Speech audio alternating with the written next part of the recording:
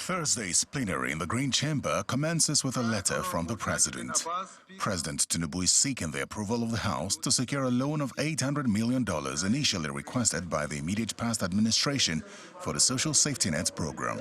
Under the conditional cash transfer window of the program, the federal government of Nigeria will transfer the sum of 8,000 naira per month to 12 million poor and low-income households for a period of 6 months, with a multiplier effect on about 60 million individuals.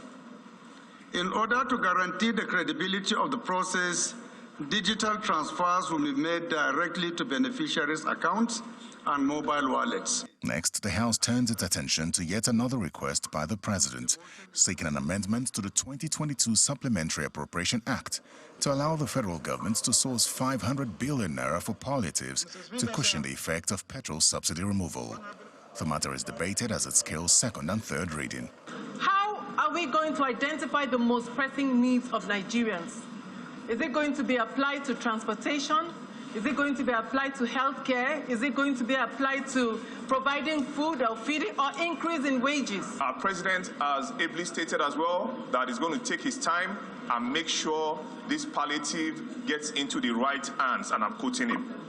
Now, as a parliament, we should do our job, which is to oversight the funds when they are released.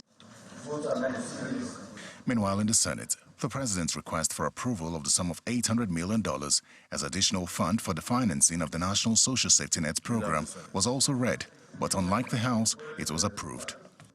Distinguished colleagues, those who are in support of the request and application by Mr. President, that the Senate do approve the additional financing of about $800 million to be sourced from the World Bank for the purpose of the Social Safety Net program, say aye.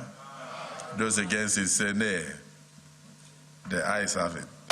And like the House, the Senate passes the 2022 Supplementary Act Amendment Bill, as requested by President Tinubu. A breakdown of the amended bill, which was initially to fix infrastructure destroyed by floods across the country, shows that 185.2 billion naira will now go to the Ministry of Works to alleviate the impact of flooding across the country, while 19.2 billion naira will go to the Ministry of Agriculture, which is to address the destruction of farmlands across the country by floods. 100 million naira to the Ministry of Water Resources to cushion the impact of damaged dams across the country. Also, the National Judicial Council will receive 35 billion naira, while the Federal Capital Territory Administration gets 10 billion naira for critical projects, and the National Assembly will receive 70 billion naira for infrastructure. Terry Ikumi, Channels Television News.